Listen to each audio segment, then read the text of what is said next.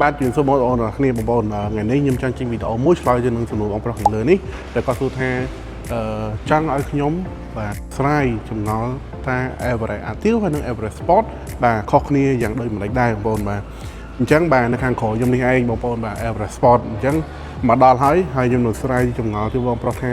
តើ Everest Active ហើយនិង Everest Sport វាខុសគ្នាទៅលើចំណុចណាខ្លះបងប្អូនតោះតាមដានទស្សនាខ្ញុំអរគុណបងប្អូនបាទជាដំបូងចំណុចទី1បាទខ្ញុំចង់ចាប់ផ្ដើមពីរូបរាងទៅមុនបងប្អូនបាទអញ្ចឹងឃើញថារូបរាង Everest Sport ហើយនិង Everest Active បាទដូចគ្នាតែម្ដងបងប្អូនបាទអ្វីដែលខុសគ្នានឹងគឺយ៉ាន់បងប្អូនបាទអញ្ចឹងខ្ញុំនឹងនិយាយជូនបងប្អូនថាវាមានអីទៀតដែលខុសគ្នាបាទពី Everest Active ហើយនិង Everest Sport គាត់ថារៀងបងប្អូនគឺតែមួយបាទទំហំខ្នាតបាទកម្ពស់ប្រវែងបណ្ដោយទៅតឹងបាទកម្រិតអីហ្នឹងគឺដូចគ្នាបងប្អូនបាទរូបរាងបាទតែមួយដូចគ្នាបងប្អូនខុសតែយ៉ាន់ទេបងប្អូនឃើញទេបាទមើលទៅដូចគ្នាទាំងចង្គៀងទាំងអីផ្សេងៗនេះគឺដូចគ្នាប៉ុន្តែវាមានចំណុចបាទដែលខុសគ្នានឹងគឺ option ហើយនឹងរូបរាងបន្តិចបន្តួចទៅជាមួយនឹងការបំពាក់បន្ថែមអញ្ចឹងបងប្អូនអញ្ចឹងតើមើលមួយខ្ញុំបងប្អូនថាមានអ្វីខ្លះដែលខុសពី Everest Active បងប្អូនបាទបងប្អូនអញ្ចឹងទី1នេះគឺតកតងជាមួយនឹងបាទកាមេរ៉ាបងប្អូនបាទឃើញនឹងកាមេរ៉ានៅខាងមុខណានេះបងប្អូនកាមេរ៉ារបស់ Everest Sport គឺកាមេរ៉ា360 degree បងប្អូនបាទន័យថាកាមេរ៉ាមួយជុំរថយន្តអញ្ចឹងបងប្អូនដែលប្រើ Everest Sport ឆ្នាំចាស់កាមេរ៉ាមានតែមួយទេបាទហើយបងប្អូនដែលចង់ដឹងថាវាខុសពី Active យ៉ាងម៉េច Active មានកាមេរ៉ាតែក្រោយមួយទេបាទតែ Everest Sport ឆ្នាំនេះគឺបាទលេងមកចាស់ដៃតែម្ដងបងប្អូនបាទកាមេរ៉ា360 degree បងប្អូនបាទមួយជុំឡានបាទ4គ្រាប់បងប្អូនបាទខាងមុខខាងក្រោយខាងឆ្វេងនិងខាងស្ដាំគឺមានមួយជុំឡានតែម្ដងបងប្អូនបាទ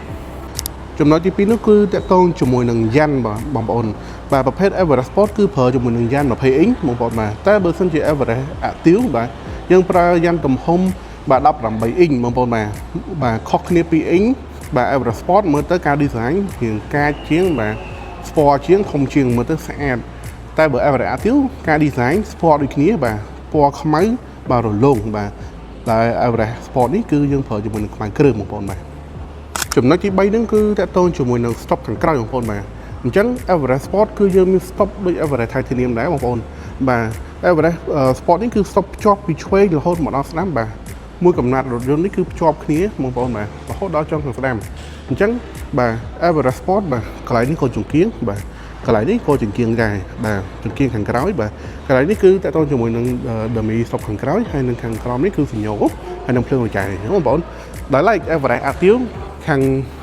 បាទខាងឆ្វេងនេះគឺយើង stop ដូចគ្នាប៉ុន្តែនៅខាងកណ្ដាលបាទទ្វារទី5នេះគឺយើងអត់មានបាទប្រើជាមួយនឹងបាទ stop ជ័រ line ជាប់គ្នាទៅខាងនោះទេបងប្អូនកន្លែងនេះសម្រាប់ Everest Active បាទគឺបាទជ័រខ្មៅបងប្អូន line ខ្មៅបាទខុសពី Everest Sport អញ្ចឹងបងប្អូនបាទអញ្ចឹង Everest Active យើងមានតែ stop នៅកន្លែងនេះទេបងប្អូនបាទអញ្ចឹងនេះគឺជាចំណុចទី3នៃការខុសគ្នារវាង Everest Sport ហើយនិង Everest Active បងប្អូនបាទបងប្អូនចំណុចទី4គឺតកតងជាមួយនឹងបាទតែមនៅខាងក្រោយបងប្អូនបាទ Everest Sport គឺយើងមានវាយតែមថា Sport បាទដល់ឡែក Everest Active បាទខាងក្រោយនេះគឺយើងអត់មានវាយតែមទេបងប្អូនបាទគឺលាតសុទ្ធតែម្ដងបាទបងប្អូនអញ្ចឹងនៅខាងក្រៅគឺខ្ញុំបានមាន4ចំណុចនេះដែលខុសគ្នាពី Everest Active ចូលមកដល់ផ្នែកខាងក្នុងបងប្អូនបាទការ design បងប្អូនអូហូយបងប្អូនបាទការ design ខាងក្នុងនេះគឺពណ៌ខ្មៅស្បែកដូចគ្នាបងប្អូនបាទគាត់ថា Everest Sport បាទមានកៅអីចុចសងខាងបាទ8របៀបដែលឡែក Everest Active គឺយើងមានកៅអីចុចតែមួយចំហៀងខាងកង់ទេបងប្អូនបាទខាងអ្នកអង្គុយគឺអត់មានកៅអីចុចទេគឺកាច់ដៃប៉ុន្តែដែលឡែក Everest Sport នេះគឺកៅអីចុចសងខាងតែម្ដងបងប្អូនបាទហើយកៅអី Everest Sport គឺយើងមាន line ពណ៌ប្រផេះបាទលាយជាមួយនឹងខ្មៅបើសិនជា Everest បាទ Active គឺយើងខ្មៅលាតខ្មៅសុទ្ធតែម្ដងបងប្អូនបាទអញ្ចឹងប្រភេទហ្នឹងគឺប្រភេទមួយជុំឡានបងប្អូនណាឡាយទៅលើនឹងតាប់ឡូឡាយទៅលើនឹងដៃទ្វារបងប្អូនបាទឃើញនេះបាទអញ្ចឹងប្រភេទនេះគឺប្រភេទមួយជុំឡានតែម្ដងបងប្អូនបាទលាយគ្នាជាមួយនឹងពណ៌ខ្មៅមើលទៅបាទស្ពណ៌ហើយនឹងការ design ថ្មីសូម្បីតែវ៉ាន់ជាមួយនឹងម៉ាស៊ីនជាតិនេះក៏ពណ៌ប្រភេទដែរបងប្អូនឃើញទេបាទពណ៌ប្រភេទបាទប្រភេទស៊ីម៉ង់តែម្ដងបងប្អូនបាទបងប្អូនតកតងជាមួយនឹង screen ខាងក្នុងបងប្អូនបាទធៀបគ្នាជាមួយនឹង Everest Sport ហើយនិង Everest Active បាទ Everest Sport ហើយនិង Everest Active ប្រើជាមួយនឹង screen ខាងក្នុងដូចគ្នាបងប្អូនបាទ screen កណ្ដាលនេះ12អ៊ីងដូចគ្នាបងប្អូនបាទខាងក្នុងគឺសឹងតែដូចគ្នា 100% ហើយបងប្អូនណាតែអ្វីដែលជាចំណុចខុសគ្នាធំហ្នឹងខ្ញុំនឹងប្រាប់បងប្អូនថាតើអ្វីទៅដែលវាជាចំណុចខុសគ្នាធំរវាង Sport ហើយនិង Active បងប្អូនបាទបងប្អូនកន្លែងនេះឯងអ្វីដែលវាខុសគ្នាធំបំផុតហ្នឹងគឺទៅតាមជាមួយនឹង option រថយន្តបងប្អូនបាទអញ្ចឹងបងប្អូន Everest Active ហើយនិង Everest Sport បាទប្រព័ន្ធ option គឺយើង មានដូចគ្នាគាត់ថា Everest Active យើងមានមួយចំនួនបាទ Everest Sport នេះគឺយើងមានសឹងតែគ្រប់តែម្ដងបងប្អូនបាទទី1គឺតកតងជាមួយនឹង auto hold បាទការបាទ hold រថយន្តនៅពេលបងប្អូនឈប់ stop ទី2តកតងជាមួយនឹងបាទ cruise control បាទប្រភេទ Everest បាទ Everest Active ហើយនិង Everest Sport គឺទី3គឺ lane skipping បាទ Everest Sport ហើយនិង Everest Active គឺមានដូចគ្នាបាទ pre-collision បាទហើយនិងប្រព័ន្ធ emergency brake Everest Active Everest Sport ក៏មានដូចគ្នាដែរបងប្អូនបាទប៉ុន្តែអ្វីដែលវាអត់មានគឺតកតងជាមួយនឹង blind spot monitor នេះបងប្អូនបាទអញ្ចឹង blind spot monitor នេះមានតែនៅលើ Everest Sport ទេបាទបងប្អូន Everest Active គឺយើងអត់មានទេបាទបន្ទាប់មកប្រព័ន្ធផ្ដល់សញ្ញាឧបសគ្គបាទ cross traffic alert នេះគឺ Everest Active អត់មានទេបងប្អូនតែ Everest Sport គឺយើងមានបាទ full option ដូចជាមួយនឹង wild track អីដែរអញ្ចឹងបងប្អូនបាទបន្ទាប់មក traffic បាទ alert view ហ្នឹងគឺផ្ដល់សញ្ញានៅលើ screen នៅពេលដែលបងប្អូននិយាយទៅក្រោយថាមានរថយន្តមកពីឆ្វេងឬក៏ពីស្ដាំអញ្ចឹងបងប្អូនបាទទី4ហ្នឹងគឺបាទប្រព័ន្ធចាប់ហ្វ្រាំងអូតូនៅពេលដែលបងប្អូននិយាយខាងក្រោយបាទអញ្ចឹងបាទរថយន្ត Everest Sport នេះគឺបាទមានប្រព័ន្ធចាប់ហ្វ្រាំងអូតូនៅពេលដែលបងប្អូននិយាយខាងក្រោយនិងមានឧបសគ្គនៅខាងក្រោយដូចជាក្មេងបាទដូចជាបាទឧបករណ៍ឬក៏បាទតុកអីផ្សេងៗនៅខាងក្រោយបងប្អូនឆ្លោះជើងអីគឺវាអូតូប្រេកជូនបងប្អូនតែម្ដងតែតទៅជាមួយនឹង driver alert នេះគឺបាទរថយន្តគ្រប់model របស់ Ford គឺសិតតែមានទាំងអស់បងប្អូនបាទប្រព័ន្ធផ្ដល់សញ្ញានៅពេលបងប្អូនបើបោះឆ្ងាយអញ្ចឹងបងប្អូនបាទបងប្អូនចំណុចធំមួយទៀតហ្នឹងគឺតទៅជាមួយនឹង drive mode បងប្អូនបាទប្រព័ន្ធកំណត់នឹងការបើកបរអញ្ចឹងបងប្អូននៅក្នុង drive mode នេះគឺយើងមាន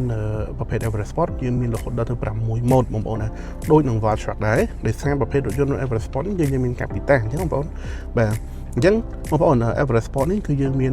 drive mode រហូតដល់ទៅ6ទី1គឺ normal បាទបងប្អូន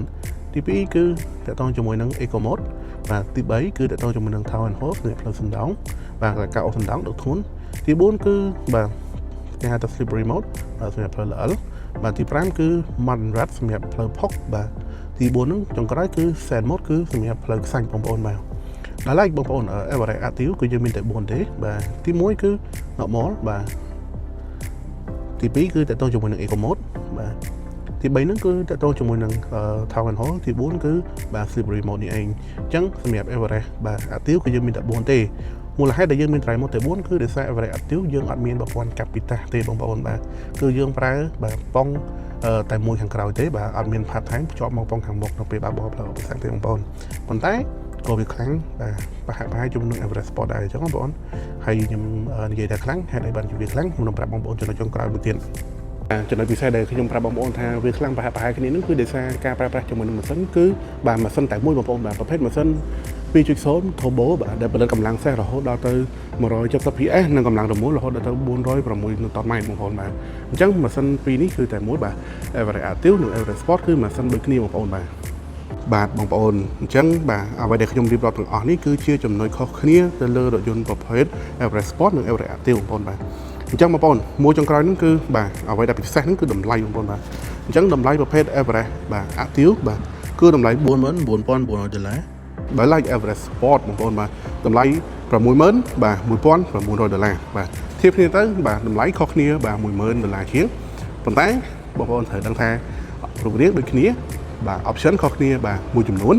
ប៉ុន្តែការប្រើប្រាស់គឺសមត្ថភាពដូចគ្នាបងប្អូនបាទគាត់ថាអ្វីដែល Everest Sport មានលើស Everest Active នោះគឺបាទកាពីតាបងប្អូនបាទអញ្ចឹងកាពីតាមួយក៏សំខាន់ដែរបាទប៉ុន្តែបើសិនជាបងប្អូនប្រើលក្ខណៈគ្រួសារបាទអត់សូវចុះទឹកចុះខេតចុះច្រើនបងប្អូនអាចប្រើជា Everest Active បានបាទតម្លៃល្អសន្សំសំចៃបាទហើយក៏រថយន្តពីរនេះបង់ពន្ធផ្លូវក៏ធូរដែរបងប្អូនបាទត្រឹមតែ$20,000ទេក្នុងមួយឆ្នាំបងប្អូនបាទអញ្ចឹងបាទខ្ញុំបាទ David បាទមានតែប៉ុណ្្នឹងទេជូនបងប្អូនបាទឆ្លើយចម្ងល់ទៅលើបងប្រុសខាងលើដែលគាត់សួររវាង Everest Sport និង Everest Active អញ្ចឹងបងប្អូនបាទចុងក្រោយបើសិនជាបងប្អូនមានចំណារអារម្មណ៍បងប្អូនអាចធ្វើការទំនាក់ទំនងមកខ្ញុំបាទតាមរយៈលេខទូរស័ព្ទនៅខាងក្រោមបាទឬក៏តាមរយៈ link Telegram នៅខាងក្នុង caption តែម្ដងបងប្អូនបាទអញ្ចឹងខ្ញុំបាទសូមអរគុណសូមគោរពលាបងប្អូន